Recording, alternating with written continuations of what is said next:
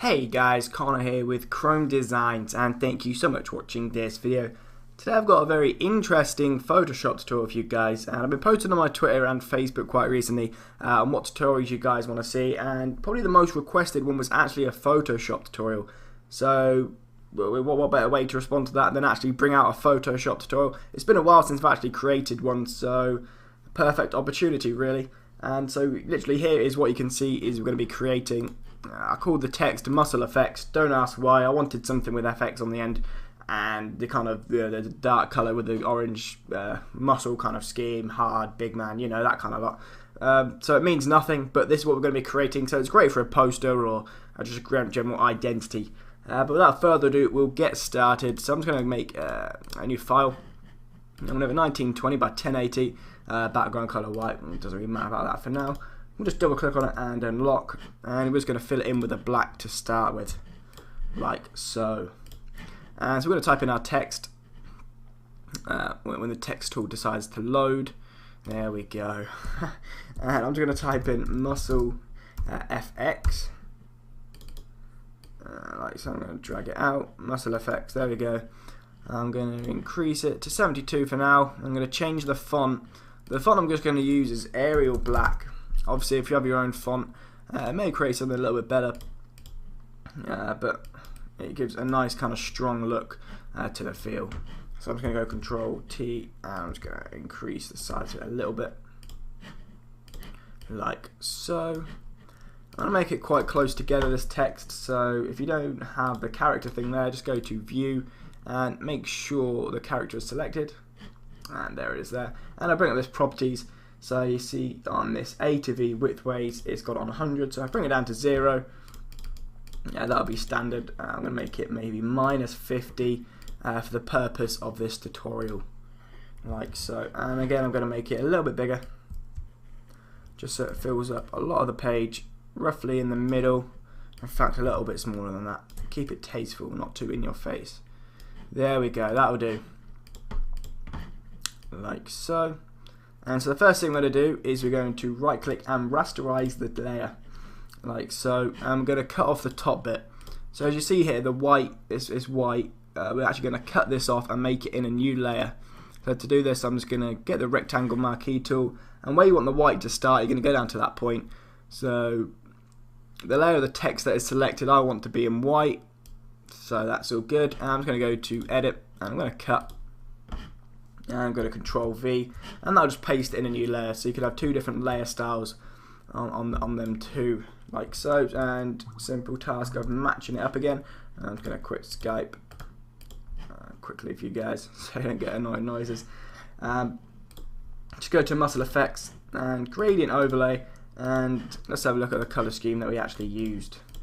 We used some dark grays, so it's a lighter gray at the bottom with a darker gray in the middle that goes to white. I'm not actually too keen on this one. I created it once before and it looked a bit better than this, but nevertheless, hopefully we can create something again better than that today. So I'm just going to make a lighter grey at the bottom, and maybe trial and error. I don't have the exact colours sorted out, and I'll make a dark grey charcoal type of colour, and we'll just match it here. And we only need the two because we've cut the top layer, and I just want them pretty much to be together, like so. And I want the bottom to be quite big. Yeah. You know, I think that's sorted. I'm going to make the bottom one a little bit darker though. Like so, a little bit there we go. Trial and error. Whatever suits you really, I suppose. So I'm just going to make this 52 and that 51. So they're right next to each other, so it's kind of a hard cut. So there's not much gradient. And that's looking good. While we're there, we're always going to add a bevel and emboss. I'm going to change the gloss contour to this one down here. I believe it is called the ring double. I'm going to lower down the black completely, the shadow mode, and keep the highlight mode on the white. Obviously you can change the angle as you wish, like so, to whatever you think looks good. I'm not too fussed. That'll do the job for me. And you can change the kind of the opacity of the highlights right there. I'll leave it on about between 50 and 75. I think will look half decent, and that is okay for now. We're going to edit the top part of the text now, so we're just going to go to outer glow, And I'm going to make it glow as if it's literally like a neon white. Can you get neon white? Like a luminosity white, like so. And you see that's easy, so it glows around the text as opposed, that's why we cut it. So you get the glow all the way around as opposed to, I completely messed up there. So the glow goes around just the top of the text, which is in white, and not the bottom grey and the black or the charcoal, whatever you want to call it. So that's looking good. Obviously you can have that as you wish, but initially we've got some really nice vibrant metallic type of feel text. So the further thing I'm going to do is, in fact, on the muscle effects at the bottom one, we're going to add an inner shadow. I'm going to change the blend mode to normal and the color to white. And I'm going to untick global light. I'm going to tick 90. In fact, now I'm going to tick minus 90. And I'm going to increase the size like so, just to check that it's in the right angle. I want it to come from the bottom of the text going up. So distance, to create some distance there like so. I'll lower the choke just a little bit and maybe just increase the size to about 2, 4, 3. There we go. Just trial and error with the text there. I'll maybe lower the opacity down just a bit as well, maybe to about 50 or 40. 40 looks good. Okay, so there we've got some nice text. You can kind of get the idea of the light shining on it, which is looking quite good. In fact, what I'm also going to do, I'm going to make a gradient on the bottom, and I'll make it a radial gradient and reverse. And I'm going to make it dark grey in the middle with black on the outside. So I'm just going to get a dark grey here, and I'm going to increase the size scale as well. And I'm going to change the angle to 0 so that just also spreads out just like a little bit more. And there we go. And that's looking good for now. Let's have a look what else we got to create. We've got to create the text at the bottom, which again is quite easy. But we'll do that now. In fact, no, we'll create a drop shadow on this text. Just to give it a bit more depth, make it feel that it's on something. There we go, that looks good. And so I'll make the next further text, and I can't remember what I typed in some cheesier, for the ultimate challenge with a power twist. Okay, I'm going to stick with that, for the ultimate challenge with a power twist. There we go, lower the font size again to whatever suits you, line it up just a bit. And I'll see what looks good. 30, 48. That's a bit too big. About 40. 40. In fact, no. What first I'm going to do, I'm going to change the AV width weight again because it's on minus 50 from what we did for the tile. I'm going to make it 50, like positive 50. I didn't even spell it right. Power. There we go. So it's quite separated out. In fact, I might make it a little bit more. I'm going to make it 100. Why not? But you see, I want it to line up with the end of the muscle effects, so I'm just going to lower the size down just a little bit to 36 maybe. Maybe 34 would do the job. No, 35. That'll do, don't care. You notice how I'm changing everything in this tutorial. I'm not sure on any of the settings to use or the numbers. Yeah, but we'll just lower that down a little bit. And while we're there, we'll rasterize the layer, like so. And we're going to do exactly the same what we did for muscle effects. I'm going to highlight ultimate, and I'm going to go to edit and cut, and I'm going to paste it back in, and that's going to be in another layer, so you can add 2 different layer styles to the actual word. Line that back as where it was, and I'm just going to repeat that process for the power word as well. So I'm just going to edit and cut that and paste like so, and I'm going to line it up again. So we've got power, I think, yeah, and ultimate, like so. Didn't need to spell that right, but as long as you can distinguish what layer is what, that makes it a lot easier, especially when you come back to it at a later stage. So the ultimate power twist, I'm just going to, because the colour's in white, I'm going to add a gradient overlay, which is black at the bottom, but I'm just going to lower the opacity down to about 50%. And this will basically mean the black turns into grey, saves you actually going into the gradient editor. Maybe a little bit more, maybe 30, that'll do. And so on the power, we'll just go and add an orange colour, so I'll add a gradient overlay. In fact, now I'll just add a colour, keep it standard, and obviously it's going to be an orange. I want it to be quite a dark, rich, powerful orange, there we go. And have an outer glow as well. And I'll use dark orange again, like so. increase the size. There we go. That's looking okay. And so we're just going to copy this layer style over to the ultimate, the word ultimate, and paste like so. And that's looking good. We've got the kind of tagline going on there, and the general identity is done. However, it's a bit standard. It's a bit kind of as it is. It's a bit plain. So what we did to kind of liven up is I just added some triangles there. And the way I actually did this is I went about doing it accurately as opposed to anything else. So I went into the auto shapes, well, custom shape tool, and the shapes up here, and I found an arrow, and I just drew out any old arrow, held shift to keep it in proportion for now. Obviously you can use the pen tool for this, however it won't be 100% accurate, which is what I want. Especially just say you're doing this for a logo or whatever that could be blown up to a high scale. It won't look that good if it's out of proportion and it's slanted. So that's how I did that, and obviously rasterized that layer by in fact no, it's already rasterized, isn't it? Stupid me. So I'm just going to cut off the end. In fact, I'll make a color overlay in red for now, just so you can see it, because I couldn't really see the black on the black. So it's going to get zoom in tool, zoom in, just so you can see exactly what's going on.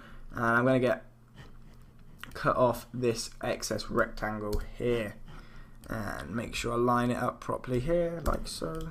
And there we go. So I've got a nice straight kind of triangle. And what I did now is I go Control T, and I just stretched it out like so. So it's pretty much going to stay in proportion. So you just want to get the proportion out a little bit more, stretch it out, and go line it up. And then you can change the scale later. I think it's quite a bit big, so we'll scale it down like so, quite a bit. I'm going to stretch it a little bit more.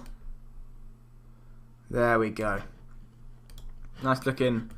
Okay would be a word for it, yeah. And so we're going to have the standard orange color overlay again. So we'll take off the color overlay. Apologies for that. I'm going to go to the gradient. We're going to take this orange and yellow kind of default one here, and I'm going to change the orange to a little bit, the yellow to a little bit dark color, like an orange, like so. Maybe even make an inner shadow. Put the blend mode to overlay just so it gives a highlight effect, and I'm going to make the color white. Maybe bring in the size just a little bit, and there we go, just so it creates a little bit of diffusion around there, so it's not a bog standard just gradient, as you will. So that's looking okay. We're going to duplicate that layer, and we're going to drag it out.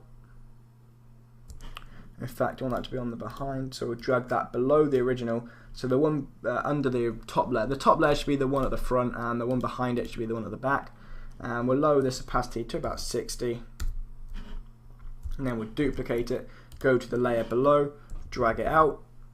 I'm just using the arrow key, so you keep it in proportion. Obviously you can actually use, you can just hold shift, but I'm quite lazy when it comes to this kind of thing, so it saves kind of moving it with the mouse, even though in fact it does take a bit of a longer time. But anyway, I'm going to change this one to about, I'm going to change it to 30. In fact, where's that gone? Whoa. Control Z, there we go. I lost it for a second. So I change this one to 30. Duplicate it again, go to the bottom one, drag it out. I'm just going to make this one 10% opacity, like so. So I fit on screen.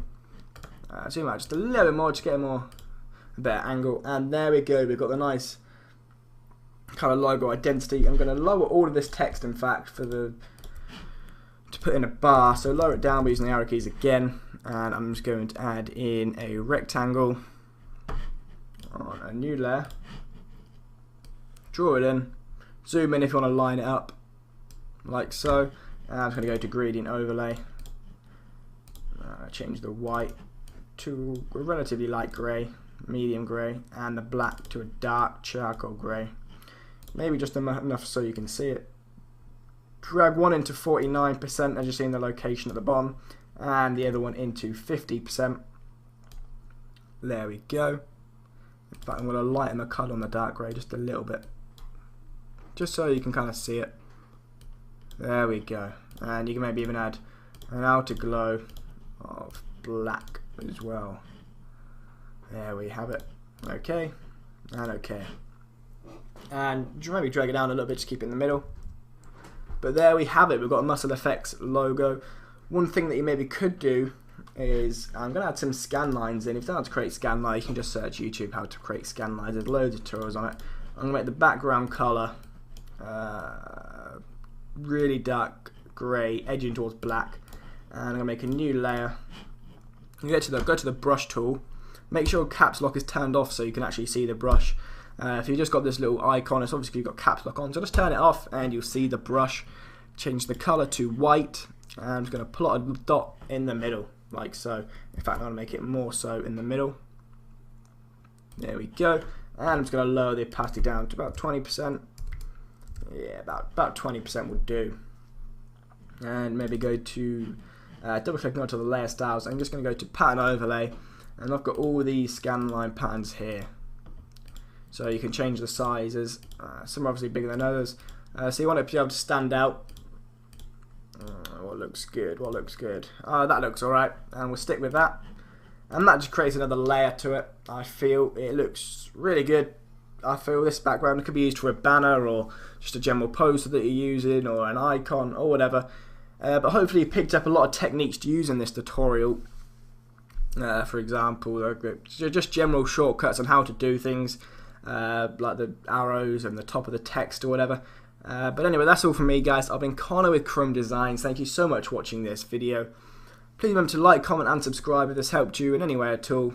If you didn't, I do apologise. Maybe in the next tutorial, we never know. But to find that out, you'd have to subscribe. So it's a win-win situation for some of us. But anyway, I'll head off there. Thank you so much for watching this video. I'll see you guys soon. Bye.